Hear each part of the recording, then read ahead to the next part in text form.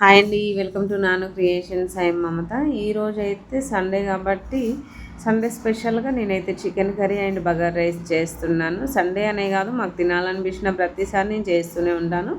వీక్లో twice or 3 times చేస్తూనే ఉంటాను అనమాట. అయినా సరే సండేని నేను స్పెషల్గా చికెన్ కర్రీ అండ్ బగార్ రైస్తో చూస్తాను. ఓకే, నాకు సండే అనేది ఇక చికెనే ఫుల్ఫిల్ చేస్తుంది నాకు నిజంగా అండి. ఇక ఊరికే చికెన్ తింటే బాగుండదు కదా, అన్‌హెల్తీ అనుకోవద్దు. ఇంకోటి ఏంటంటే చికెన్లో ప్రోటీన్ ఉంటుంది, హెల్త్కి చాలా మంచిది. నాన్ వెజ్ అనగానే ఫస్ట్ గుర్తుకొచ్చేది చికెన్ అండి. వండుకోవడానికి ఈజీగా అయిపోతుంది, టేస్ట్ పరంగా బాగుంటుంది. ఇక చికెన్ అనేది మనకి అంతా సాటిస్ఫై ఇచ్చే వంటకం అనమాట.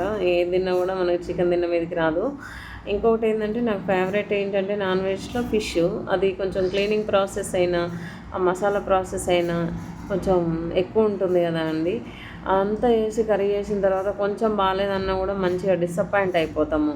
అట్లా నేను మంచిగానే చేస్తూ ఉంటాను. బట్ ఇక అది ప్రాసెస్ ఎక్కువ ఉంటుంది అని చెప్పేసి నేను ఎప్పుడో ఒకసారి తెస్తూ ఉంటాను అనమాట. ఎప్పుడు చికెన్ వీడియోలైనా అనుకోవద్దు, చూసే కొంతమంది అయినా అనుకోవద్దండి. మ్యాక్సిమము నా వీడియోస్ అయితే మొత్తం చికెన్ వీడియోసే ఉంటాయి. ఇక చికెన్ లాగానే వండుకుంటేనే బాగుంటుందండి. వీడియో కొరకు ఈ కూరగాయలు వేసి ఆ కూరగాయలు వేసి వండితే ఇక ఏం బాగుంటుంది కదా, నేను వండేలానే చూపిస్తాను అనమాట.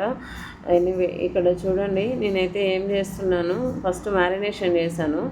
ఇందులో అన్ని వేయాల్సిన ఇంగ్రీడియంట్స్ అన్నీ వేసుకొని మ్యారినేషన్ చేసి పక్కన పెట్టుకున్నాను. ఇక మనకు టైం ఉంటే 1 to 3 అవర్స్ అట్లా నానబెట్టుకోవచ్చు చికెన్ని. బట్ నాకు టైం ఇక వద్దులే అనిపించింది, నేను వెంటనే వండేసాను అనమాట. కావాల్సినంత ఆయిల్ తీసుకున్నాను, జీలకర్ర మెంతులు వేసుకున్నాను, తర్వాత చికెన్ వేసుకున్నాను. ఆ చికెన్లో నేను ఉప్పు, కారం, మసాలా, అల్లం వెల్లిపాయల పేస్ట్, ఉల్లిగడ్డలు, పచ్చిమిర్చి ఇవి 4 పేస్ట్ చేసుకొని ఇందులో వేసాను. మస్తు ఉంటుంది. నేను చాలా డేస్ అవుతుందండి, ఈ మధ్యకాలంలో ఎక్కువ ఫ్రై చేస్తూ ఉన్నాను. ఒక 4-5 టైమ్స్ నుంచి నేను ఫ్రై ఎక్కువ చేస్తున్నాను. ఇక ఇప్పుడైతే కర్రీ చేస్తున్నాను అనమాట, గ్రేవీ కర్రీ. సూపర్ టేస్టీగా ఉంటుంది. ఫైనల్గా అయితే దీంట్లో కొంచెం కొత్తిమీర వేసుకుందాము.